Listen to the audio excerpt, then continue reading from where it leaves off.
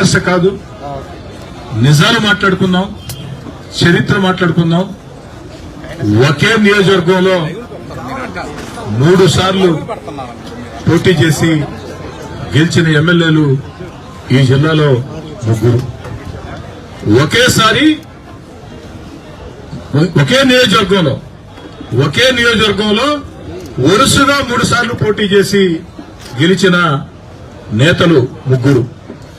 ఒకరు దివంగత మహానేత నల్లపురెడ్డి శ్రీనివాసరెడ్డి గారు, రెండో వ్యక్తి రాజకీయ ధురంధరుడు దివంగత నేత కలికి యానాదరెడ్డి. ఆ యొక్క 3వ ఘనత ఓ సామాన్యుడిగా నెల్లూరు రూరల్ ప్రజల శ్రీధర్కి ఓ సామాన్యుడిగా నాకు దక్కింది. ఈ గెలుపుని ఎప్పటికీ మర్చిపోలేను. మళ్లీ జన్మంటూ ఉన్న ఏ గెలుపు గుర్తుంటుందో లేదో నాకు తెలియదు, కానీ ఈ గెలుపు మాత్రం మళ్లీ ఎన్ని జన్మలున్నా అన్ని జన్మలకి గుర్తుంటుంది. ఎందుకంటే మొదటిసారి పోటీ చేసినప్పుడు 25,000తో గెలిస్తే ప్రత్యర్థి చాలా బలహీనం అన్నారు. రెండోసారి పోటీ చేసినప్పుడు నా దృష్టిలో రెండోసారి నేను పోటీ చేసిన అబ్దుల్ అజీజ్ గారైనా, మొదటిసారి పోటీ చేసిన సురేష్ రెడ్డి గారైనా బలమైన నాయకులు. రాజకీయ కుటుంబాలు కాకపోవచ్చు, కానీ సురేష్ రెడ్డి గారైనా అజీజ్ గారైనా వివిధ రకాల కోణాల్లో చూసినప్పుడు బలమైన నాయకులు. అలాంటిది ఈ రాజకీయ విశ్లేషకులు కొంతమంది ఉంటారు.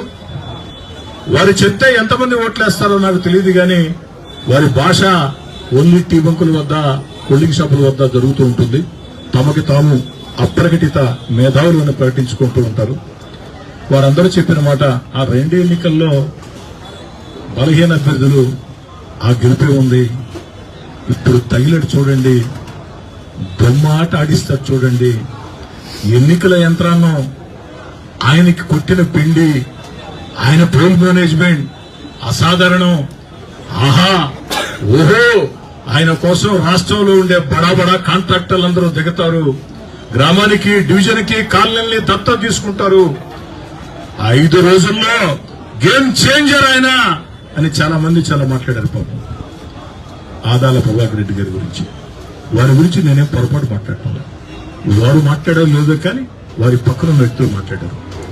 మరి ఆ గేమ్ చేంజర్ మరి 5 రోజుల్లో మార్చేయన, ఎన్నికల యంత్రాంగంలో కొట్టిన పిండి అని చెప్పినైనా, పాపం ఓట మెరుగని నేత అని చెప్పుకునైనా వారి ప్రయత్నాలు ఏమని, ఎంత దారుణం అంటే ఎన్నికలా చేయకుండా, రాజకీయ విధానాలు పాటించకుండా రాష్ట్రమంతా అనేక చోట్ల తెలుగుదేశం కూటమికి, వైఎస్ఆర్ కాంగ్రెస్ పార్టీకి రాజకీయ యుద్దం జరిగితే నెల్లూరు రూరల్లో 2 జరిగాయి. ఒకటి రాజకీయ యుద్దం తెలుగుదేశం కూటమి అభ్యర్థులు కాబట్టి, దాంట్లో నేను తప్పటం. కానీ ఉచ్చ నీచాలు మరిచి ఎన్నికల రాజకీయాల్లో గెలవాలన్న తాపత్రయంలో ఇష్టారీతిగా నన్ను, నా వ్యక్తిత్వాన్ని హననం చేసే రీతిలో నా మీద రకరకాల దుష్ప్రచారాలు చేయించి పాపం నా కుటుంబాన్ని సైతం ఛిద్రం చేయాలా అని దుర్మార్గపు ఆలోచనలు చేసి యంత్రాంగం నిర్వహించారే. మరి ఏమైంది? నేను ఒక్క మాట మాట్లాడితే నా ప్రత్యర్థి ఆదాల ప్రభాకర్ రెడ్డి గారు తల ఎక్కడ పెట్టుకుంటాడో అతనికే తెలీదు. వ్యక్తిత్వాల గురించి నేను గాని మాట్లాడితే, బలహీనతల గురించి నేను గాని మాట్లాడితే, నేను వ్యక్తిగత యుద్ధం ప్రారంభించి ఉంటే నా ప్రత్యర్థి ఆదాల ప్రభాకర్ రెడ్డి తల ఎక్కడ పెట్టుకుంటాడో కూడా తెలియని పరిస్థితి. కానీ ఆ పని నేను చేస్తే ఎన్నికల వ్యూహంలో తప్పు చేసిన వాడిని అవుతా. ఎన్నికల వ్యూహంలో నేనేసిన ఉచ్చులో వారు పడ్డారు కాబట్టి నాకు కావాల్సింది అలాంటిదే. కాబట్టి ఎన్నికల వేళ ప్రజల్లో ఏదైతే వ్యక్తిత్వాన్ని హననం చేసే రీతిలో ఈ దేశంలో మీరు బాగా గమనించండి, జాతీయ స్థాయి నాయకుల దగ్గర నుంచి, రాష్ట్ర స్థాయి నాయకుల దగ్గర నుంచి, జిల్లా స్థాయి, నియోజకవర్గ స్థాయి దాకా ఒక వ్యక్తిని లక్ష్యంగా చేసుకుని ఇష్టారీతిగా దుర్మార్గంగా విచ్చనీచాలు మరిచి మన ఇంట్లో కూడా కుటుంబం ఉంటుందే, వాళ్ళింట్లో కుటుంబం ఉంటుందే అన్న ధ్యాస లేకుండా, అన్న జ్ఞానం లేకుండా ఎన్నికల్లో గెలుపు కోసం అడ్డదారులు తొక్కారు. కానీ నాకు ప్రజల మీద నమ్మకం, నెల్లూరు రూరల్ ప్రజల మీద. నేనేమిటో రూరల్ ప్రజలకు తెలుసు, నా భావోద్వేగాలు తెలుసు. కష్టం వస్తే కన్నీరు కారుస్తా, సంతోషం వస్తే నవ్వుతా. నటించడం నాకు చేతరాదు, కుట్రలు కుతంత్రాలు ఇవి నాకు తెలియదు. మనసులో ఏముంటే అదే మాట్లాడతా. అధికార పక్షమా ప్రతిపక్షమా తేడా లేదు. అధికారంలో ఉన్నా ప్రతిపక్షంలోనైనా ప్రజల పక్షంలోనే ఉంటా. అవసరమైతే ప్రజల కోసం ఎవరినైనా ధిక్కరిస్తా. అందుకే వైఎస్ జగన్మోహన్ రెడ్డి గారు ముఖ్యమంత్రిగా సర్వశక్తివంతుడు, సర్వబలవంతుడు, ప్రపంచంలోనే శక్తివంతుడైన ముఖ్యమంత్రి అయిన జగన్మోహన్ రెడ్డి గారిని వద్దనుకున్న తర్వాత నిర్ణయం తీసుకున్నా. ఎన్ని ఇబ్బందులు పడ్డానో మీకు తెలుసు. అలాంటి జగన్మోహన్ రెడ్డి గారితోనే పోరాటాన్ని దిగిన తర్వాత, జగన్మోహన్ రెడ్డి గారితోనే పోరాటాన్ని దిగిన తర్వాత పిపీలకులు అంటే చాలా మందికి అర్థం తెలియదేమో. దయచేసి పిపీలకులు 6 3 నాకంటే ముందు తెలుగుదేశం పార్టీ జెండా పట్టుకుని పనిచేసినటువంటి నాయకులు కార్యకర్తలు, నన్ను నమ్మి వచ్చినటువంటి నాయకులు కార్యకర్తలు పాలు నీళ్లలాగా క్షేత్రస్థాయిలో కలిసి పనిచేశారు. ఇదే సగం బలం నాకని చెప్పని కూడా తెలియదు. ఇక మిత్రపక్షాలు బీజేపీ కార్యకర్తలు, నాకు వివిధ రాజకీయ పార్టీ కార్యకర్తల సన్నిహిత సంబంధాలుంటాయి. అందులో బీజేపీ కార్యకర్తలతో ఎక్కువ సంబంధాలుంటాయి. విద్యార్థి నాయకుడిగా ఉన్నప్పటి నుంచి. అందుకే 2 ఎన్నికల్లో నా కోసం పనిచేసే అవకాశం వారికి రాలేదు. ఈ ఎన్నికల్లో మిత్రధర్మంలో భాగంగా అవకాశం వచ్చింది. సాప కింద నీరులా సోషల్ మీడియాలో ఫోటోలు లేకుండా, పేపర్లో ఫోటోలు లేకుండా క్షేత్రస్థాయిలో బృందాలుగా ఏర్పడి వారు చేసిన ఇంటింటి ప్రచారం అద్భుతంగా లభించింది. ఇక జనసేన కార్యకర్తలు, జన సైనికులు, నేను అందరికీ చెప్పా, మనం వాస్తవాలు ఒప్పుకొని తీరాలా. ఒక్క జన సైనికుడు 10 మంది రాజకీయ పార్టీ కార్యకర్తలకు సమానం. ఒక్క పవన్ కళ్యాణ్ అభిమాని 10 మంది రాజకీయ కార్యకర్తలకి సమానం. ఆ జన సైనికులను అడిగా, ఈ విధంగా 1000 కోట్ల కోటీశ్వరుడు అంటయ్యా నా మీద దిగాడంట, కోట్లు కుమ్మరి ఇచ్చేస్తారంట, గేమ్ చేంజ్ చేసేస్తారంట, 5 రోజుల్లో మార్చేస్తారంట. జన సైనికులు మేము ఉండమన్నా ఆయన సంగతి మేము చూసుకుంటామని చెప్పని వచ్చి నాకు చేసినటువంటి సహాయం. ఇదే కాకుండా కమ్యూనిస్టు పార్టీల అభిమానులు, ఎందుకంటే కమ్యూనిస్టు పార్టీలో పనిచేసే కార్యకర్తలు వాళ్ళు పోటీ చేసి ఉన్నారు కాబట్టి వారికి చేసుకుంటారు. కానీ సగటు కమ్యూనిస్టు పార్టీ అభిమాని సిపిఎంఆ సిపిఐయా రాడికల్సా తేడా లేకుండా వామపక్ష భావాలుండే సగటు అభిమానులు ఒక్కటి ఆలోచన చేశారు. కోటమిరెడ్డి శ్రీధర్రెడ్డి మనవాడు, ప్రజల మనిషి. కోటమిరెడ్డి శ్రీధర్రెడ్డి పిలిస్తే పలికే ఎమ్మెల్యే. 24/7 365 days నెల్లూరులో ఉండే ఎమ్మెల్యే. ఫోన్ చేస్తే ఫోన్ ఎత్తే ఎమ్మెల్యే. ఈ రోజు 1000 కోట్ల కోటీశ్వరుడు వచ్చి గేమ్ చేంజ్ చేస్తానంటే ఏందిరా దొర, ఏందిరా నీ పాలన, ఏందిరా దొర, ఏందిరా నీ పొగురేందిరా అనే రీతిలో స్పందించి ఆనాటి దొరల మీద తెలంగాణ సాయుధ పోరాటాన్ని గుర్తుకు చేసుకుని నిశ్శబ్ద విప్లవం, వామపక్ష భావజాలాల వ్యక్తులు నిశ్శబ్ద విప్లవం. కొన్ని పేర్లు చెప్పటం ధర్మం కాదు గాని పేర్లు చెప్పను. కొన్ని స్వచ్ఛంద సేవా సంఘాలు, సేవాభావం, ధార్మిక భావం కలిగిన సంస్థలు, హిందువులా ముస్లింలా క్రైస్తవులా తేడా లేకుండా. ఎందుకంటే ఏదైతే ఆనాడు నేను శాసనసభ్యుడిగా హైందవ దైవ కార్యక్రమాల్లో, క్రిస్టియన్ కార్యక్రమాల్లో, ముస్లింల కార్యక్రమాల్లో చిత్తశుద్దితో నిజాయితీగా నిలబడ్డాను కాబట్టి ఆ సమాజాల కులాలకు అతీతంగా, మతాలకు అతీతంగా హక్కును తెచ్చుకున్నాయి. పాపం ఒక 5-6 మంది ఉంటారు. 5-6 మంది నెల్లూరులో మగుంట్ల ఓట్లు ఉంటారు. ఈ 5-6 మంది మొత్తం మాగుంట్ల ఓటుకి నేనే ప్రతినిధి చెప్తారు. మాగుంట్ల ఓట్టి తిప్పేస్తా ఉంటారు, చీల్చేస్తా ఉంటారు, పొడిచేస్తా ఉంటారు. పాపం ఈసారి కోటారెడ్డి సదరిని ఓడించాలని 5-6 మంది పాపం తిప్పేసే మాగుంట్ల ఓట్లు అన్నారు. మాగుంట్ల ఓట్లు ఉదయాన్నే పోలింగ్ బూతులు కాడ ఎప్పుడు లేనట్టు 6 గంటలకే వస్తే చూశారమ్మ ప్రతిభ, 6 గంటలకి తీసుకొచ్చాం పోలింగ్ బూతులు కట్టి పొడిచేస్తున్నాం కోటారెడ్డి సదరెడ్డి అన్నారు. కానీ వచ్చిన ఓటర్లు మాత్రం ఆ కులమా ఈ కులమా తేడా లేకుండా సగటు ఓటర్లు ఆ కులమా ఈ కులమా తేడా లేకుండా, మతమా తేడా లేకుండా ఏకపక్షంగా కోటారెడ్డి రెడ్డికి అండగా నిలబడ్డారు, పొడిశారు. ఎవరిని పొడిశారు? రాజకీయంగా పొడవాల్సిన పొడిశారు. దీంతో ఆ మాగుంటలు పేరు చెప్పుకుని 5-6 మంది రకరకాల రాజకీయ నాయకుల దగ్గరికి పోయి లబ్ధి పొందే వ్యక్తులకి గుణపాఠం జరిగింది. ఎందుకంటే కొన్నిసారి అజీజ్ గారి మీద నేను పోటీ చేస్తే మాగుంట్ల ఓట్లో నాకు వచ్చింది 52 ఓట్ల మెజార్టీ.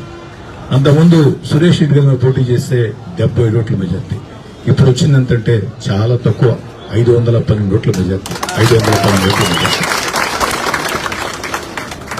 ఇది అందుకే నేను చెప్పేదా, ఎవరు గేమ్ చేంజర్లు కాదు, ప్రజలే గేమ్ చేంజర్లు.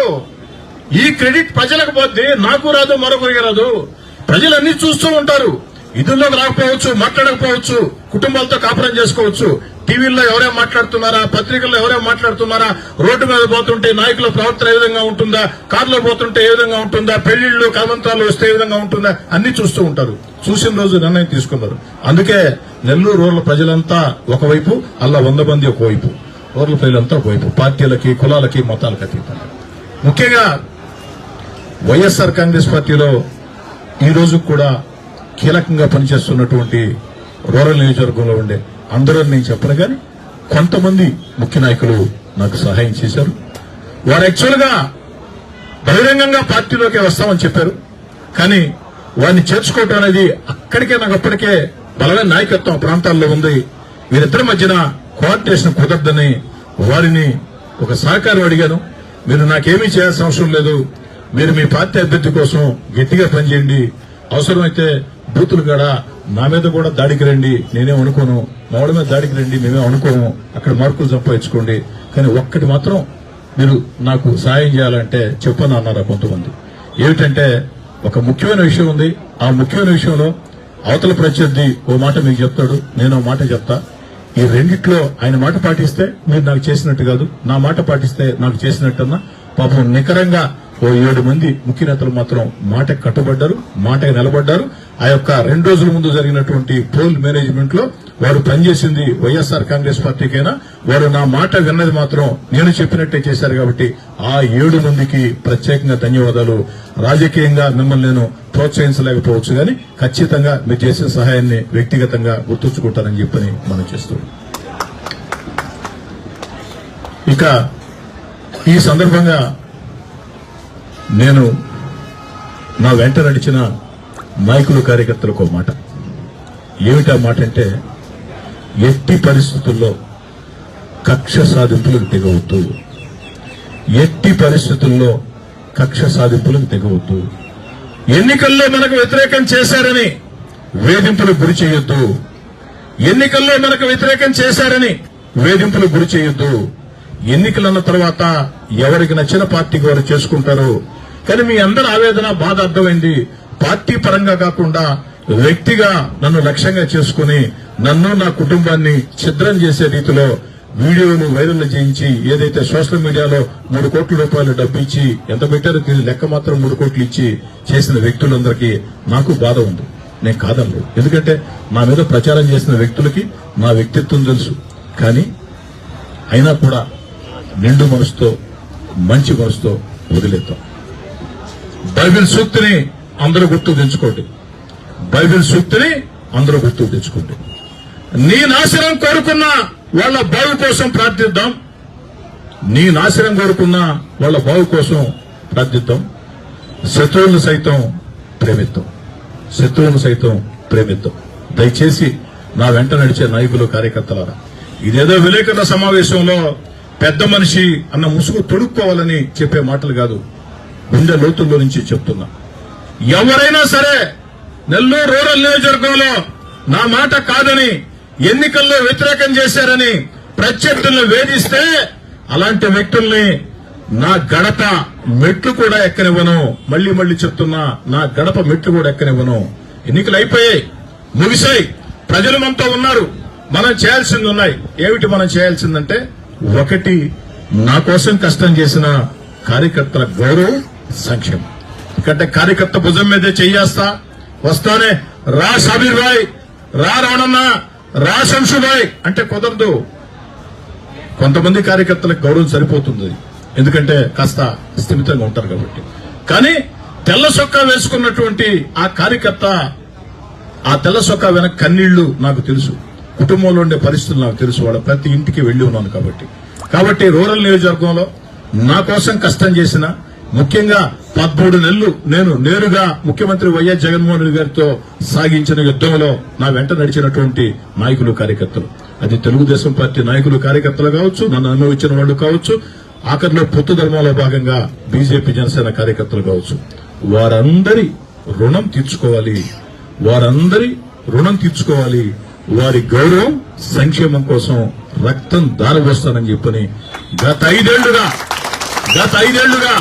నేను 3.5 సంవత్సరం అధికార పార్టీ ఎమ్మెల్యేని, 3.5 సంవత్సరం అధికార పార్టీ ఎమ్మెల్యేగా నా వెంట నడిచిన నాయకులు, కార్యకర్త గౌరవం కోసం, సంక్షేమం కోసం రక్తం, చెమట ఏ విధంగా దారపోసానో అంతగా 2 నింతలు దారపోస్తా. దాంట్లో అలాంటి అనుమానంలే. ఆ రోజు నా వల్ల సాయం పొందిన వ్యక్తులు కొంతమంది వెళ్లి ఉండవచ్చు, కానీ నేను తప్పట్టంలే. కానీ నా వెంట నిలిచిన వాళ్ళు చాలా మంది ఉన్నారు. ఎవరో కొంతమంది వెళ్లారని నిలిచిన వాళ్ళ సంగతి చూడకుండా ఉంటే కరెక్ట్ కాదు. ఖచ్చితంగా నేను రుణం తీర్చుకుంటా, దాంట్లో ఎలాంటి అనుమానం. రెండోది, రూరల్ నియోజకవర్గంలో ప్రభుత్వ సంక్షేమ పథకాలు, కాబోయే ముఖ్యమంత్రి నారా చంద్రబాబు నాయుడు గారి ఆధ్వర్యంలో జరగబోతున్న సంక్షేమ కార్యక్రమాలు ప్రజలకు అందాలా, అభివృద్ది కార్యక్రమాలు వేగవంతం చేయాలా. అదేవిధంగా అనేక సార్లు మీకు చెప్పిందే నా కళ కొన్ని ఉన్నాయి. ఏదైతే గణేష్ ఘాట్, ఎన్టీఆర్ నెక్లెస్ రోడ్, బారాషాహి దర్గా, ఆ యొక్క మసీద్ నిర్మాణం, క్రిస్టియన్ కమ్యూనిటీ హాల్, ఏదైతే ఇలాంటి కార్యక్రమాలు, పొట్టేపాళెం కలుజు మీద వంతెన, అలాంటి కార్యక్రమాలు ఉన్నాయి. ఆ కార్యక్రమాల సాధన కోసం నేను చంద్రబాబు గారితో, లోకేష్ గారితోనే మాట్లాడి మాట ఇప్పించా మీ అందరి ముందు. వాటన్నిటి 10 కాలాల పాటు ప్రజలు మన పేరు గుర్తుంచుకునే విధంగా నెల్లూరు జిల్లా రాజకీయ చరిత్రలో ఈ రోజుకి నల్లపరెడ్డి శ్రీనివాసరెడ్డి గారి గురించి మనం మాట్లాడుకుంటున్నాం. ఈ రోజుకి ఏసీ సుబ్బారెడ్డి గారి గురించి మనం మాట్లాడుకుంటున్నాం. కాబట్టి వారి స్థాయి నాకు లేకపోవచ్చు. నేను మామూలుగా ఒక సామాన్య మధ్యతరగతి కుటుంబీకుడు కావచ్చు. కానీ హై స్కూల్లో విద్యార్థి రాజకీయాలు ప్రారంభించి మీ అందరి సహాయ సహకారాలతో జీవిత ప్రయాణంలో ఎంతో మంది సహాయ సహకారాలతో ఈ స్థాయికి వచ్చారు. కాబట్టి ఆ యొక్క ప్రజల గుండెల్లో 10 కాలాల పాటు నెరవేరే విధంగా ఉండే విధంగా ఎమ్మెల్యే అంటే ఎలా ఉండాలంటే, ఎమ్మెల్యే అంటే కోటమిరెడ్డి సేదరెడ్డిలా ఉండాలా అని చెప్పే విధంగా ముందుకు సాగుతాం. దయచేసి నాయకులు, కార్యకర్తలకు మళ్లీ చెప్తున్నా, నా మాటలు నచ్చుకుంటే నన్ను క్షమించండి. కానీ నా నిర్ణయంలో మార్పు లేదు. దయచేసి అర్థం చేసుకోండి. కక్ష సాధింపులు, వేధింపులు, ఈ విధంగా ఇది కరెక్ట్ కాదు. ఇది దుష్పరిణామాలకి దారితీస్తుంది. దయచేసి ఎన్నికలు అయిపోయినాయి. వాళ్ళు ఎంత పెద్ద ఎత్తున చేసినా 35,000 ఓట్ల మెజార్టీ, 35,000 ఓట్ల మెజార్టీ. ఇది కాదు ముఖ్యం. 18 గ్రామాలు 26 డివిజన్లు, 18 గ్రామాలు 26 డివిజన్లు. ఒక్క గ్రామంలో, ఒక్క డివిజన్లో కూడా మెజార్టీ తెచ్చుకోలేని రాజకీయ పిపీలకుల మీద మనం ఎందుకు బ్రహ్మాస్త్రం? ప్రజలు మనతో ఉన్నారు. ఆ ప్రజల ఆదరణ కాపాడుకుందాం. మళ్లీ చెప్తున్నా, అధికారం చేతికొచ్చిందని రూరల్ నియోజకవర్గంలో ఉంటే నా వెంట నడిచే నాయకులు, కార్యకర్తలారా, అధికారం చేతికొచ్చిందని అధికారం మదం తలకెక్కితే, అహంకారంతో ప్రవర్తిస్తే రాష్ట్రంలో ఈనాడు వైఎస్ జగన్మోహన్ రెడ్డి గారికి ఏ పరిస్థితి వచ్చిందో మనకు కూడా అదే పరిస్థితి వస్తుంది. ప్రజలు విఘ్నులు, ప్రజలు అమాయకులుగా చూడొద్దు. ఈరోజు 1,000 కోట్ల కోటీశ్వరులు, కోట్లు కుమ్మరించిన వారితో పోటీ పడే కనీస స్థాయి ఆర్థికంగా నాకు లేకున్నా మనం వెంట నిలిచారంటే ప్రజలు మన మీద పెట్టిన నమ్మకం. కాబట్టి ఆ నమ్మకాన్ని కాపాడుకోండి. అదేవిధంగా నేను వైఎస్ఆర్ కాంగ్రెస్ పార్టీ నాయకులకి మనం చేస్తున్నాం ఏమిటంటే, వైఎస్ఆర్ కాంగ్రెస్ పార్టీ నాయకులారా, మా మంచితనాన్ని అలుసుగా తీసుకోవద్దు. నా నిర్ణయాన్ని బలహీనంగా భావించవద్దు. ఎందుకని చెప్తున్నానంటే, చాలా మంది వైఎస్ఆర్ కాంగ్రెస్ పార్టీ నాయకులు రెచ్చిపోయారు. 14 నెలలుగా రాజకీయంగా రెచ్చిపోతే పర్వాలేదు, కానీ డ్రగ్స్ సిగరెట్లు అమ్మించారు, గంజా వ్యాపారం చేయించారు, పేకాట క్లబ్బులు నిర్వహించారు, మైనింగ్ అక్రమ రవాణా చేశారు, ఇసుక కొల్లగొట్టారు. ఇవన్నీ వాస్తవాలు కాదు. భూదందాలు చేశారు, దళితుల భూములు ఆక్రమించుకున్నారు, భూదందాలు, దళితుల భూముల ఆక్రమణ, క్రికెట్ బెట్టింగులు, ఎన్నికల బెట్టింగులు, గంజా వ్యాపారం, డ్రగ్స్, సిగరెట్లు, ఇసుక అక్రమ రవాణా, ఈ దందాలు చేసిన వైఎస్ఆర్ కాంగ్రెస్ పార్టీ నాయకులారా స్వస్తి పలకండి. అలా కాదు, కోటమిరెడ్డి శ్రీధర్ చెప్పాడు కదా అంటే దాని అర్థం రాజకీయంగా మేము కక్షాదింపులు చేయమని. కానీ మా ఇష్టారాజ్యంగా మేము డ్రగ్స్, సిగరెట్లు అమ్ముతాం. పాపం అనేక కేఫుల్లో, అనేక ప్రాంతాల్లో డ్రగ్స్, సిగరెట్ దొరికే పరిస్థితి నాడు ఈ 14 ఎక్కువైనాయి. మీరు బాగా గమనించండి. ఇది చేసేది ఎవరంటే వైఎస్ఆర్ కాంగ్రెస్ పార్టీ ముఖ్యమైన నేతలు కొంతమంది, ముఖ్యమైన నేతల కుమారుడు కూడా కొంతమంది చేస్తున్నారు. అలాంటి వాళ్ళు మాత్రం ఫుల్ స్టాప్ పెట్టండి. అది ఫుల్ స్టాప్ పెట్టమంటే మేము క్రికెట్ బెట్టింగులు చేస్తాం, పేకాడ క్లబ్లు నిర్వహిస్తాం, ఇసుక అక్రమ రవాణా చేస్తాం, క్వాడ్జ్ అక్రమ రవాణా చేస్తాం, డ్రగ్స్, సిగరెట్లు అమ్ముతాం, గంజాయి సిగరెట్లు అమ్ముతాం, భూదందాలకి పాల్పడతాం అని వైఎస్ఆర్ కాంగ్రెస్ పార్టీ నాయకులు తమ పందాన్ని కొనసాగిస్తే చట్టం తన పని తాను చేయటం కాదు, చట్టం తన పని చాలా కఠినంగా చేస్తుంది. చట్టం దాని పని చాలా కఠినంగా చేస్తుంది. ఒక్క చట్టమే కాదు, మీరు చట్ట వ్యతిరేక కార్యకలాపాలకు పాల్పడకుండా పద్ధతిగా మీరుంటే మీ జోలికి ఎవరు రాదు. కానీ ఈ యొక్క అక్రమాలే కాకుండా సోషల్ మీడియా ఒకటి ఉందని ఇష్టారీతిగా పోస్టింగ్లు పెట్టే వైఎస్ఆర్ కాంగ్రెస్ పార్టీ నాయకులారా దానికి స్వస్తి ఈ నిమిషంతోనే పలికే ఉంటారు. నాకు తెలిసి నిన్నటి విజయం మీ గుండెలు అదిరించి ఉంటుంది. ఆ విషయం నాకు కూడా తెలుసు. రాత్రి వేళ మీకు నిద్ర కూడా పట్టి ఉండదు. ఆ విషయం కూడా నాకు తెలుసు. కానీ ఈ రాత్రికి ప్రశాంతంగా నిద్రపోండి. నేను ఎవరిని వేధించను, ఎవరిని ఇబ్బంది పెట్టను. కానీ అందులో ఒక క్లాజ్ ఉంది. చట్ట వ్యతిరేక కార్యకలాపాలకి మీరు పాల్పడకుంటే మీ జోలికి రాం. అలా లేదు, మేము పాల్పడతా ఉంటే చట్టం కఠినంగా చేయటమే కాకుండా ఏదైతే కోటమిరెడ్డి శ్రీధర్ కూడా అలాంటి విషయాల పట్ల మీ పట్ల కఠినంగా ప్రవర్తిస్తాడు. ఇష్టారీతిగా సోషల్ మీడియా పోస్టింగ్లు పెట్టినా రాజకీయంగా మాట్లాడండి, తప్పులేదు, స్వేచ్ఛ ఉంది. కానీ స్వేచ్ఛ ఉందని కొన్ని యూట్యూబ్ ఛానల్స్ ఉన్నాయని మనం ఏమిస్తే అది వారి సీనియారిటీ ఎంత, వారి నాయకత్వ స్థాయి ఎంత లేకుండా ఏకంగా వారు మాట్లాడి 22 నిమిషాలు మొత్తం ఇస్తున్నారని చెప్పని ఎగిరిగిరి పడ్డారే, అది ఇక ఆపండి.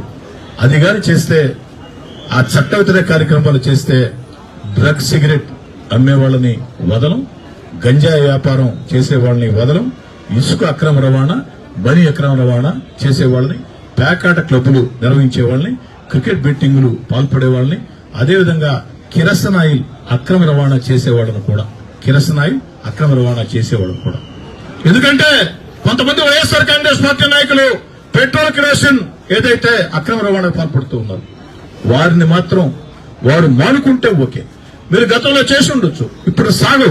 ఇక్కడ ఉండేది తెలుగుదేశం పార్టీ కోటా ప్రభుత్వం, ఇక్కడ ఉండే ఎమ్మెల్యే కోటమిరెడ్డి శ్రీధర్ రెడ్డి. దాన్ని గుర్తుంచుకోండి. అదేవిధంగా దళితుల భూములు ఆక్రమించిన వైఎస్ఆర్ కాంగ్రెస్ పార్టీ నేతలారా వెంటనే ఖాళీ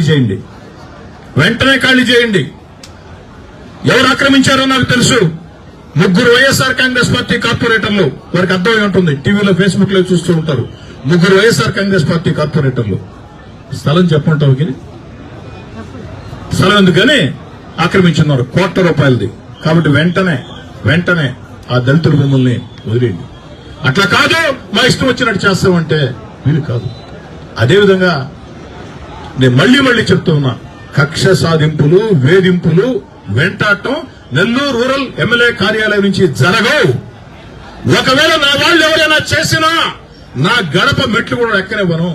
ఎవరైనా నా వాళ్ళు చేస్తే వేధింపులకు గురైన వాళ్ళు నేరుగా నాకు ఫోన్ చేయొచ్చు, తప్పులేదు. 1-2 సార్లు ఫోన్ చేస్తే మీకు అర్థమవుతుంది ఏ విధంగా నేను స్పందిస్తానండి. ఇంత దూరం నేను చెప్పిన తర్వాత మా వాళ్ళెవరు నా మాట జవ దాడతారని చెప్పని నేను చెప్పను. కానీ వాళ్ళు జవ దాటినా కూడా నాకు నేరుగా చెప్తే నేను కఠినంగా తీసుకుంటా. అయితే ఎంతవరకు ఇది మీరు పద్ధతిగా ఉన్నంతవరకు పద్ధతిగా ఉన్నాం.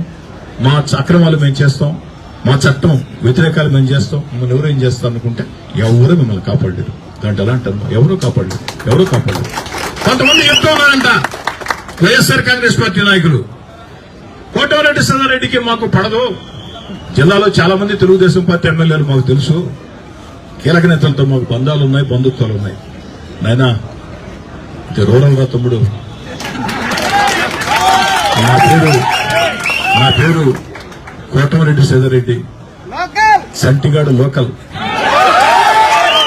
కోటమిరెడ్డి సేదరెడ్డి లోకల్. రూరల్లో చట్టం గీస్తే ప్రజల ఆకాంక్ష ప్రకారం ఏ నిర్ణయం తీసుకోవాలనో ఆ నిర్ణయం ఒక్క కోటమిరెడ్డి సేదరెడ్డి తీసుకుంటాడు. కోటమిరెడ్డి సేదరెడ్డి నారా చంద్రబాబు నాయుడు గారు, నారా లోకేష్ గారి ఆదేశాలు నిర్వహిస్తాడు. ఆ నాయకుడు తెలుసు, ఈ నాయకుడు తెలుసు. కోటమిరెడ్డి సేదరెడ్డి ఏందనుకుని ఎక్కువ మాట్లాడితే అనవసరంగా ఎందుకు గెలికి ఇబ్బందులు తెచ్చుకోవద్దు. ఇదొక చక్రం. Nellore rural Telugu Desam party fort. ఈ తెలుగుదేశం పార్టీ ఫోర్ట్ కి ఒక సోల్జర్ కోటమిరెడ్డి సేదరెడ్డి, అది గుర్తుంచుకుంటాం. ఇక ఇంతసేపు మాట్లాడాలని లేదు, చాలా సింపుల్ గా మాట్లాడదాం అనుకున్నా. మీ అందరినీ చూసిన తర్వాత చాలా సంతోషం కలిగి, ఇక్కడ ఎన్నికలు అయిపోయినాయి, రోజు కూడా నటించేందుకు మాట్లాడాలా, తప్పు ఒప్పు ప్రజలు నిర్ణయించుకుంటారు, గుండె లోతుల్లో నుంచే మాట్లాడదామని మాట్లాడా. ఇక కొంతమంది వ్యాపారస్తులు నాకు పెద్ద ఎత్తున అండగా నిలబడ్డారు. వారి పేర్లు చెప్పడం మంచిది కాదు. నేను పేర్లు చెప్పాలని స్వయంగా వాళ్ళకే ఫోన్ చేశాను, కానీ వాళ్ళు ఇష్టపడలేదు. దయచేసి అన్న అర్థం చేసుకోండి. కొంతమంది వ్యాపారస్తులు, మరీ ముఖ్యంగా రియల్ ఎస్టేట్ వ్యాపారస్తులు, అదేవిధంగా కాంట్రాక్టర్, రియల్ ఎస్టేట్ వ్యాపారులు, కొంతమంది కాంట్రాక్టర్లు ఈ ఎన్నికల వేళ ఈ యుద్ధంలో నా వెనుక అండగా నిలిచారు. వారి సేవల్ని ఎప్పటికీ మర్చిపోనని చెప్పాను. నా కోసం ఎన్నికల్లో కష్టం చేసిన ప్రతి కార్యకర్త, నాయకుడు రుణం ఏ విధంగా తీర్చుకుంటాను. నాకు ఎన్నికల్లో తెర వెనుక సాయం చేసిన ఆ యొక్క వ్యాపారస్తులు ఖచ్చితంగా వారు ఇచ్చినటువంటి అభిమానాన్ని ఎప్పటికీ కాపాడుకుంటానని చెప్పిన కూడా మాట ఇస్తూ మళ్లీ చెప్తూ ఉన్నా. రూరల్ నియోజకవర్గంలో నాయకులారా, కార్యకర్తలారా, ఒకే ఒక్క మాట దయచేసి అర్థం చేసుకోండి. మీరు నా కోసం కష్టం చేశారు, నేను రుణం తీర్చుకుంటా. దయచేసి ప్రత్యర్థుల మీద వేధింపులు పాల్పడండి. ఇక నా మాటలు ముగించే ముందు అనేక సంస్థల గురించి చెప్పా. నా కోసం పనిచేసిన సంస్థలు, వివిధ పార్టీ నాయకుల గురించి చెప్పా. పేర్లు చెప్పాలంటే కొన్ని 100, 50, 10 రకరకాల స్థాయిలు ఉంటాయి కాబట్టి క్లస్టర్ ఇన్ఛార్జి దగ్గర బూత్ ఇన్ఛార్జి దాకా. కానీ ఒక్క వ్యక్తి గురించి చెప్పుకుంటే దేవుడు నన్ను క్షమించడు. ఎందుకంటే ఆ వ్యక్తి బయటవాడై ఉంటే ఎప్పుడో చెప్పుండేవాడిని. కానీ ఆ వ్యక్తి నా తల్లి కడుపున నా తర్వాత పుట్టినోడు.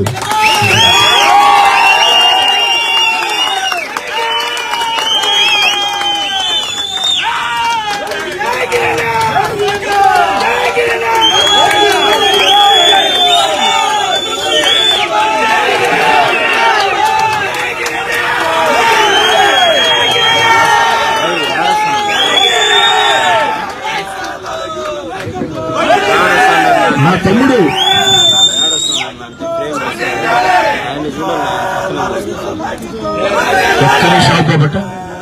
ఒక్క నిమిషం ఆపేట. నా తమ్ముడు కాబట్టి, నా తమ్ముడు కదా, నా తమ్ముడు గురించి నేను చెప్పేది ఏమిటంటే, చెప్పకూడకుంటే దేవుడు క్షమించడు. కానీ ఈ ఎన్నికల్లో మైకుల్లో మాట్లాడుతూ ప్రజల్ని కలుస్తూ వెళ్ళా. వాడు అంటే నా తమ్ముడు కోటమిరెడ్డి గిరి సమస్తం నెత్తినేసుకుని ఈరోజు 1,000 కోట్ల కోటేశ్వరుడితో ఆర్థికంగా పోటీ పడగలుగుతావా అంటే, అన్నా నేనున్నానని వాడికి ఎప్పుడూ జీవితంలో నేను ఉపయోగపడలేదు. కానీ వాడు నాకు ఉపయోగపడ్డాడు. వాడికి నేను మంచి అన్ననో కాదో నాకు తెలియదు, కానీ నాకు మాత్రం కోటమిరెడ్డి గిరి నా తల్లిదండ్రులెంతో, నా భార్య బిడ్డలెంతో అంతకంటే ఎక్కువ అని మాత్రం. ఎందుకంటే అంతకంటే ఎక్కువగా వాడిని ప్రేమించుకుంటే ఆ దేవుడు కూడా నన్ను క్షమించదని చెప్పాను. ఇక ఈ 16 నెలల పోరాటంలో నా వెంట నడిచే నాయకులు, కార్యకర్తలు కాకుండా నా భార్య, నా 2 కుమార్తెలు, ఎందుకంటే ఎన్నికల యంత్రాంగంలో ఇంటింటికి 2 సార్లు వాళ్ళు వెళ్ళింది. ఆఖరి 20 రోజులు వాళ్ళు పెట్టిన 400 ఆత్మీయ సమావేశాలే కొంతమందికి తెలుసు. కానీ ఈ 16 నెలలుగా నా భార్య కంటే నా 2 కుమార్తెలు, నా 2 అల్లుళ్ళు వాళ్ళు పడినటువంటి మానసిక క్షోభ. ఎవడెవడో ఫోన్ చేస్తాడు నెంబర్ల నుంచి, ఇష్టారాజ్యంగా బెదిరిస్తారు. నీ కొడుకు స్కూల్కి వెళ్ళాడు, నీ కుమార్తె స్కూల్కి వెళ్ళింది, సాయంత్రాన్ని రాకపోవచ్చని ఒక ఎమోషనల్ కర్కశ దుర్మార్గ బ్లాక్ మెయిల్. నా బిడ్డలకు ఒకే మాట చెప్పాను నేను, తిరగబడదాం, పోరాడుదాం. పోరాడితే పోయేదేమి లేదు, బానిస సంఖ్యలు తప్ప. ఈ పని చేస్తారని నాకు తెలుసు. అన్నింటికీ తెగించి వచ్చా. నా బిడ్డలుగా, నా భార్యగా మీరు తెగించాలా? ఎవరు ఫోన్ చేసినా ఎక్కడికి రమ్మంటారా, రా తెలుసుకుందాం, పిలవండి. ఎనీ సెంటర్, అది పులివెందులైనా ఓకే, ఇబ్బంది లేదు, ఎక్కడికి తెలుసుకుందాం అని చెప్పాను. నేను చెప్పిన తర్వాత నా భార్య, నా కుమార్తె తెగించి పోరాటం చేశారు. ఇంటింటి ప్రచారమే చాలా మందికి తెలుసు, ఆత్మీయ సమావేశాలు తెలుసు. కానీ వాళ్ళు ఈ 16 నెలలుగా పడినటువంటి మానసిక క్షోభం ఎంత దుర్మార్గం అంటే, నా మీద కొన్ని నీచమైన పోస్టింగ్లు పెట్టి వాళ్ళ సెల్ ఫోన్లకి వాట్సాప్ పంపించినటువంటి దుర్మార్గం. నేను అడుగుతున్నాను, మురళి గారు, టీవీ మురళి గారు, దేవా గారు, బాలకృష్ణ గారు, మనందరం అడుగుతున్నా, రాజేష్ గారు, అందరిని అడుగుతున్నా, మొత్తం అందరిని అడుగుతున్నా, మీ మీద వ్యక్తిగతంగా నీచంగా పోస్టింగ్లు పెట్టడం ఒక తప్పు అయితే, ఆ పోస్టింగుల్ని మీ ఇంట్లో మీ భార్య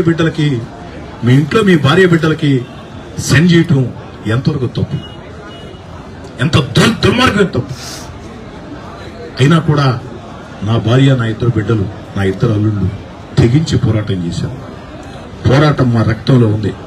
వయసు సహకరించలేదు కానీ 18 సంవత్సరాల వయసు వచ్చి ఉంటే నా మనవుడు, నా మనవరాలు కూడా అదే పోరాటం చేసిండే వాళ్ళని రాజకీయ పద్ధతిలో చేస్తారు. కాబట్టి ఒక అద్భుతమైన విజయం అందించినటువంటి ప్రజలందరికీ, నా కోసం కష్టం చేసిన నాయకులు, కార్యకర్తలందరికీ, ప్రత్యక్షంగా పరోక్షంగా సహకరించిన వారందరికీ, మీడియా మిత్రులకి, ముఖ్యంగా మీడియా మిత్రులకు మాత్రం నేను బహిరంగంగా క్షమాపణ చెప్తున్నాను. ఎందుకంటే ఎన్నికల వేళ నాకున్న ఒత్తిడిలో, నాకున్న ఇతరత్ర ఇబ్బందుల్లో మీడియాకి నేను ఎలాంటి సహకారం అందించలేకపోయింది. ఏ మీడియా సంస్థ కూడా రిక్వెస్ట్ చేసి చెప్పుకున్నా, అయ్యా నా పరిస్థితి అర్థం చేసుకోండి అని చెప్పారు. దాదాపు 90% మంది అర్థం చేసుకున్నారు. కాబట్టి మీడియా మిత్రులారా, ఎన్నికల వేళ మాత్రమే వచ్చే నాయకులు కొంతమంది ఉంటారు. కానీ మీ కోటమిరెడ్డి సదారెడ్డి 365 డేస్ మీ కుటుంబ సభ్యులకు ఉండేవాడు. ఆ రోజు నా పనుల ఒత్తిడిలో, నా అవసరాల ఒత్తిడిలో, అవసరాల ఇబ్బందుల్లో మీడియాకి నేను ఉపయోగపడలేకపోయాను. కానీ ఎప్పటికీ మీ కోటమిరెడ్డి సదారెడ్డి ఉపయోగపడతాడు. గత 3.5 సంవత్సరం అధికార పార్టీ ఎమ్మెల్యేగా మీకు ఏ విధంగా నేను అండగా నిలిచాను, నేనేదో ఉత్తరించానని చెప్పాను. కానీ మీకు మంచి స్నేహితుడిగా, ఒక ఎమ్మెల్యేని కాకుండా ఉన్నాను, అదేవిధంగా ఉంటానని చెప్పని మనం చేస్తూ మరోసారి రూరల్ ప్రజలందరికీ ధన్యవాదాలు. నా బాధ్యత పెంచారు. 1,000 కోట్ల కోటీశ్వరుడి మీద అతి భారీ మెజార్టీ అందించారు. 26 డివిజన్లో 18 గ్రామాల్లో డివిజన్, ఆ గ్రామం తేడా లేకుండా ఓటేశారు. దాన్ని ఎప్పటికీ గుర్తుంచుకుని 10 కాలాల పాటు మీ గుండెల్లో ఉండే విధంగా పనిచేస్తానని తెలియజేసుకుంటూ సెలవు తీసుకుంటాను. ఎంతసేపైనా సార్ మీ ఇష్టం.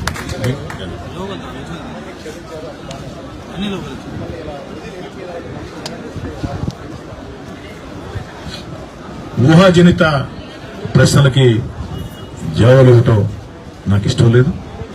మీకు నేనేం చెప్పాను, ఎవరిని వేధించను, ఎవరిని ఇబ్బంది పెట్టను, ఎవరిని వేధించను, ఎవరిని ఇబ్బంది పెట్టను.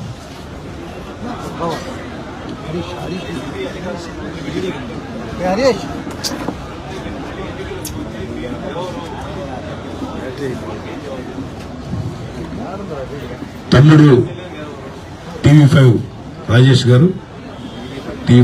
గారు, తమ్ముడు అనిల్ గురించి మీరు మాట్లాడారు, అంతే కదా? అది అనిల్ విచక్షణకే వదిలేస్తా. ఆ రోజు అనిల్ సవాల్ చేసిన రోజు నేను స్పందించలా. ఎందుకంటే ప్రజలు ఆ సవాల్కి జవాబు ఇచ్చేశారు.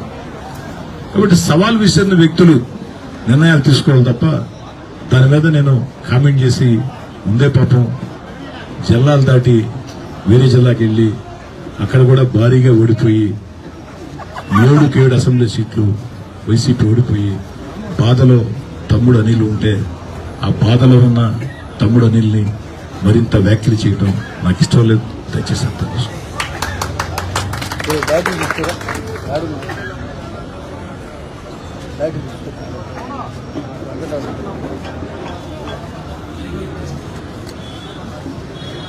ఒక్కడే గుర్తుపెట్టుకోండి దేవ గారు, రాజకీయాల్లో పనిచేసే వ్యక్తులు ఎక్కడికక్కడ నేను సర్పంచ్ కావాలనో, కౌన్సిలర్ కావాలనో, జడ్పీటీసీ కావాలనో, ఎంపీటీసీ కావాలనో, ఎంపీపీ కావాలనో, జిల్లా పరిషత్ చైర్మన్ కావాలనో, ఎమ్మెల్యేనే కావాలనో, మంత్రి కావాలనో కోరుకుంటారు.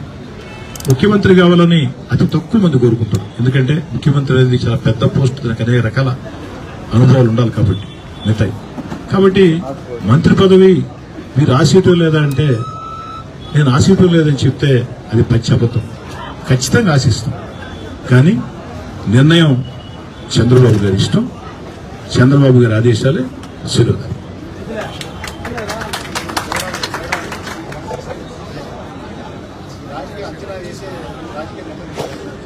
ఆఖరిలో చెప్తాను అనుకున్నాను. ఇది మీ క్వశ్చన్స్ అయిన తర్వాత ఇంకేదైనా క్వశ్చన్స్ ఉంటే సమాధానం చెప్పి మీ దానికి లాస్ట్ లో చెప్తా. నా మనసులో కూడా పట్టేసి బాలకృష్ణ గారు మొత్తం మీద నేను చెప్తా. చెప్పేశానా? చెప్పేశాను. రైట్. ఇంకా సార్ పెరిగి క్వశ్చన్ సార్ సురేంద్ర గారు అయినా ఇంకా ఇంకేమో.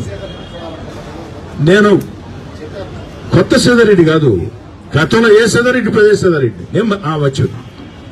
ఒక్క మాట వాస్తవాలు ఒప్పుకొని తీరాలా. తొలిసారి ఎమ్మెల్యేగా నేనే పొరపాటు చేయలా. రెండోసారి ఎమ్మెల్యేగా తొలి 3 నెలలు అది నేను చేశానా, నా వెంట నడిచే నాయకులు కార్యకర్తలు చేశారా, అది పక్కన పెడితే. ఎందుకంటే నా వెంట నడిచే నాయకులు కార్యకర్తలు ఎత్తిన ఆ మట్టి ఎత్తేసి నేను తప్పించుకోవడం నాకు ఇష్టం లేదు. బాధ్యత నేను తీసుకోవాల్సిందే. ఆ తొలి 3 నెలలు రూరల్ ఎమ్మెల్యే కార్యాలయం నుంచి కొన్ని పొరపాట్లు జరిగాయి. ఈ జరిగిన విషయం అప్పుడే నేను చెప్పా, ఇక జరగవని చెప్పా. కాబట్టి ఆ మిగతా 4 సంవత్సరాల 9 నెలలు మీరు నా దగ్గర నుంచి నా మీద మీకు ఎలాంటి ఫిర్యాదు అదేవిధంగా ఇప్పుడు సాగుతుంది తప్ప కొత్త సీతారెడ్డి ఏం కాదు. ఆల్రెడీ గతంలో ఏ విధంగా కోటమిరెడ్డి సీతారెడ్డి ఉన్నాడు. జరిగిన పొరపాట్లు రెండోసారి ఎమ్మెల్యే గెలిచిన తర్వాత తొలి 3 నెలలు.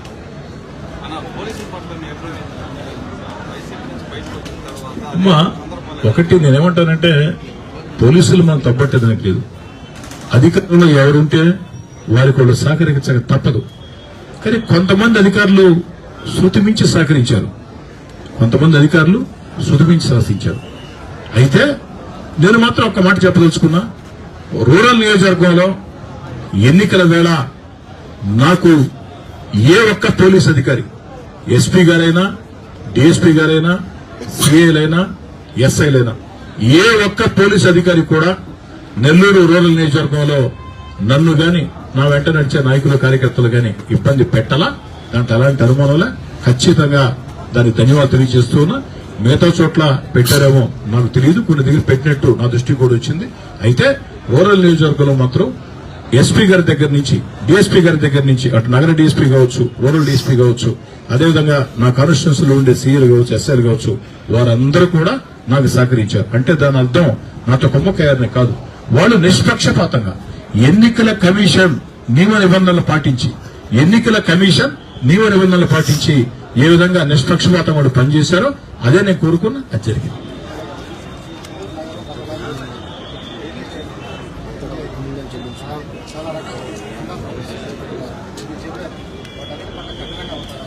నూటికి 100%. మీరు బాలకృష్ణ గారు ఒకటి అర్థం చేసుకోండి సార్. వీళ్ళలో వైఎస్ఆర్ కాంగ్రెస్ పార్టీ వాళ్ళైనా ఇంకెవరు లేరా అని అంటే అది కరెక్ట్ కాదు. కానీ ఇక్కడ కావాల్సింది పార్టీలు కాదు, ఇక్కడ కావాల్సిన అధికారం ఏడుంటాడు. అధికారంలో ఉండే వ్యక్తులు ప్రోత్సహించుకుంటే ఏ బాధ ఉండదు. నేను ప్రోత్సహించలా. నా 3.5 సంవత్సరం అధికార పార్టీ ఎమ్మెల్యేగా నేను ప్రోత్సహించలా. ఆ తర్వాత ఎంత విధంగా గంజాయి బ్యాచ్ పెట్టిపోయిందో మీరు చూశారు. ఇప్పుడు అధికారం మారింది కాబట్టి వాళ్ళు ఖచ్చితంగా అధికారం వైపు చూస్తారు. కానీ అలాంటి వాళ్ళని ఉపేక్షించే ప్రశ్న వారు ఏ పార్టీ అన్నది ముఖ్యం కాదు. ప్రస్తుతానికి చేసేవాళ్ళు వైఎస్ఆర్ కాంగ్రెస్ పార్టీ నాయకులు కాబట్టే చెప్పా, వారు ఏ పార్టీ ముఖ్యం కాదు. కఠినంగా వ్యవహరిస్తాం. నేను కాదు, చట్టం కఠినంగా వ్యవహరిస్తుంది. నేను కూడా చాలా కఠినంగానే ఉంటాను. ఇక ప్రజాశక్తి బాలకృష్ణ గారు ఒక ప్రశ్న అడిగారు. ఇది బాలకృష్ణ గారే కాదు, నిన్నటి నుంచి అనేక వెబ్సైట్స్ లో వార్తా కథనాలు వస్తున్నాయి.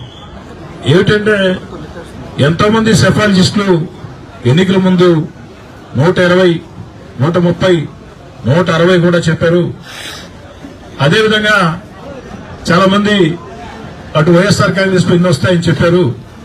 వీటన్నిటికీ భిన్నంగా 16 నెలల ముందే వైఎస్ఆర్ కాంగ్రెస్ పార్టీకి నేను దూరంగా జరిగిన తర్వాత నిండు శాసనసభలో రూరల్ నియోజకవర్గ ప్రజా సమస్యల పరిష్కారం కోసం ఏకదాటిగా 6 గంటల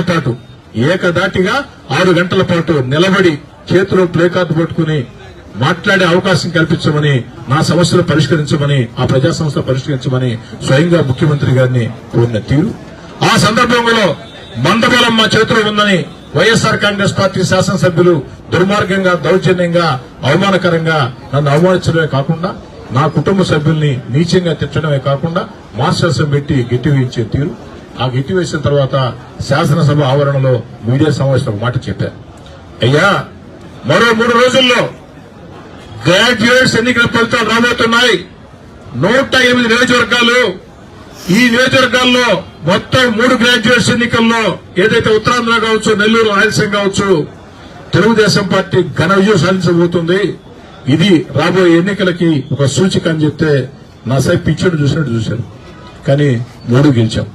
3 గెలిచిన తర్వాత 2-3 ఛానల్స్ తో నేను మాట్లాడుతూ, అనేక సభల్లో నేను మాట్లాడుతూ, రాబోయేది తుఫాన్ కాదు, రాబోయేది ప్రజా సునామీ, రాసి పెట్టుకోండి. 160కి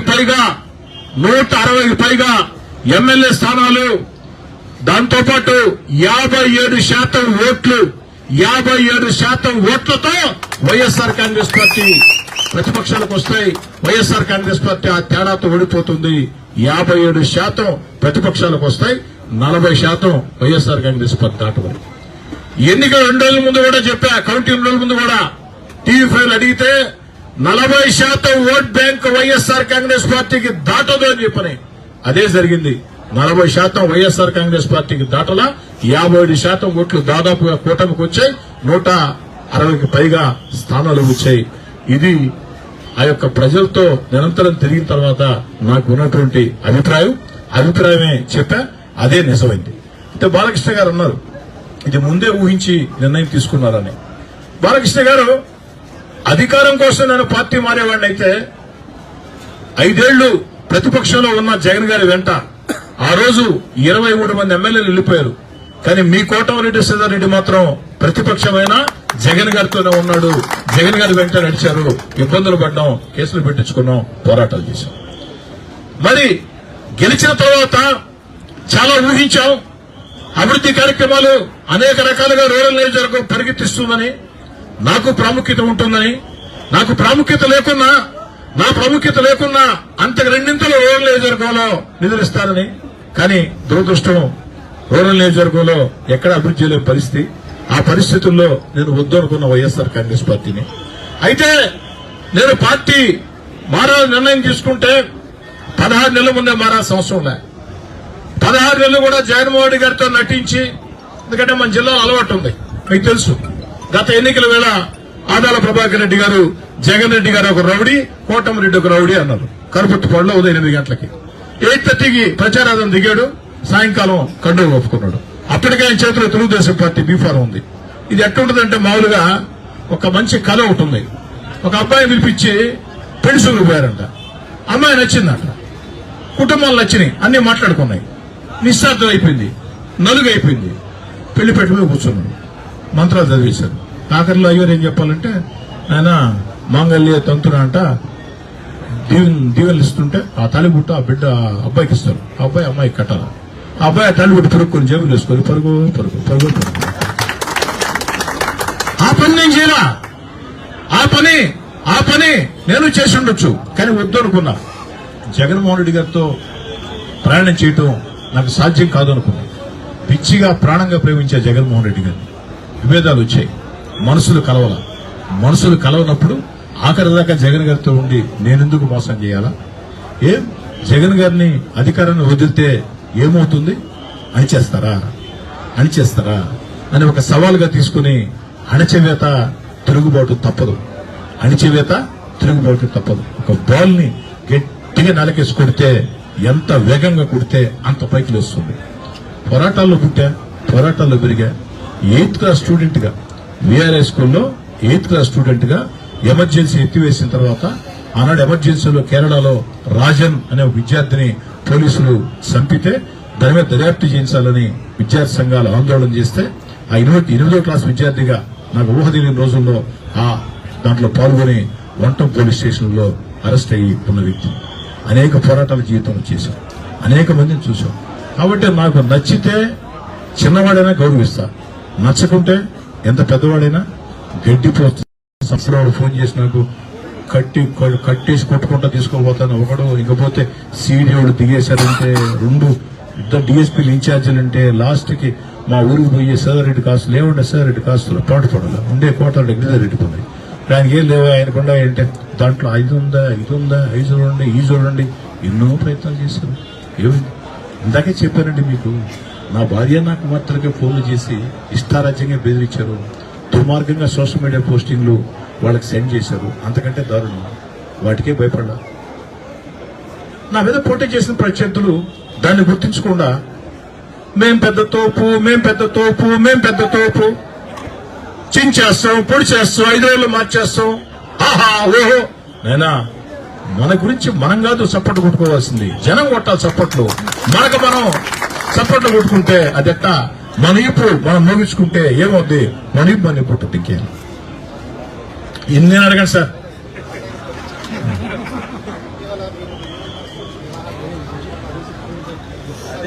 ఖచ్చితంగా ఇందాకే చెప్పా, నా మాటల్లో చెప్పా, చేసిన ప్రతి ఏదైతే పోరాటాలు చేశానో పోరాటాలే కాదు, జగన్ గారి దగ్గర అనేక సార్లు ప్రయత్నించా, సంతకాలు పెట్టిన జగన్ గారి కాగితాలు కూడా మేము చూపించా, చంద్రబాబు గారితో లోకేష్ గారితో ఆ విషయాలు ప్రస్తావించా.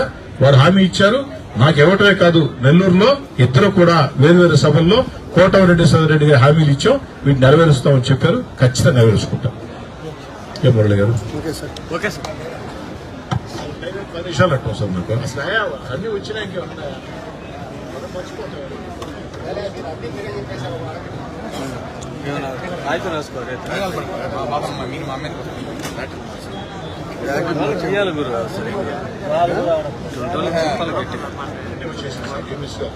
జనరల్ రాసుకోవడం నాకు ఇష్టం ఉండదు.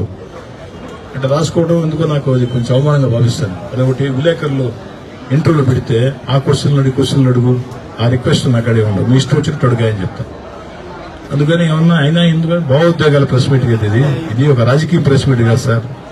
రాజకీయాలు, వ్యక్తిగత జీవితం, కార్యకర్తల నాయకులతో మానసిక బంధం, నా కుటుంబ సభ్యుల బాధ, నా తమ్ముడు కోటమిరెడ్డి గిరి కష్టం, నా నాయకుల కార్యకర్తల కష్టం, ఇవన్నీ కూడా కలగలిపి మాటలు. కాబట్టి కాస్త నిద్రలేని రాత్రులు ఏమిటి నిద్ర లేని రాత్రులు కోటమిరెడ్డి గడపాల్సి వస్తుందని చెప్పారు పాపం. నేనైతే ఆ రోజు బాగా నిద్రపోయినా, ఈ రోజు నిద్రపోయినా, రేపు నిద్రపోతా. అయినా ఈ రాజకీయ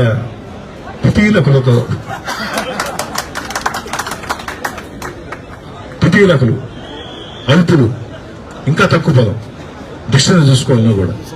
ఈ భాష జమీన్ రైతులో స్వర్గీయ శ్రీరామూర్తి గారు రాసేవాడు, రాజకీయ పిటీలకుడు అని.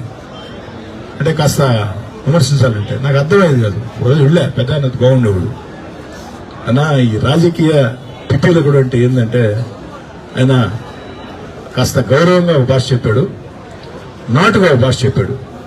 గౌరవపదమైన భాష అంటే అల్పుడు, నాటు భాష అంటే వేరే ఉంది. అది విలేకరుల సమావేశంలో మనం మాట్లాడుకోవటం కరెక్ట్ కాదు.